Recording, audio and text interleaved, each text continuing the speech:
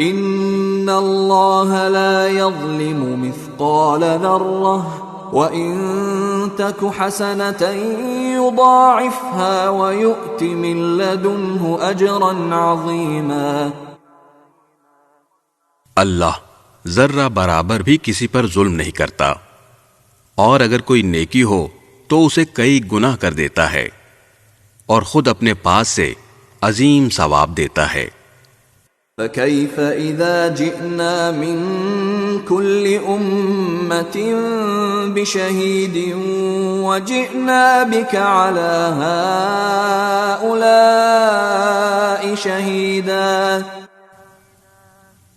پھر یہ لوگ سوچ رکھیں کہ اس وقت ان کا کیا حال ہوگا جب ہم ہر امت میں سے ایک گواہ لے کر آئیں گے، اور اے پیغمبر ہم تم کو ان لوگوں کے خلاف گواہ کے طور پر پیش کریں گے۔ يَوْمَئِذٍ يَوَدُّ الَّذِينَ كَفَرُوا وَعَصَوُا الرَّسُولَ لَوْ تُسَوَّى بِهِمُ الْأَرْضُ وَلَا يَكْتُمُونَ اللَّهَ حَدِيثًا۔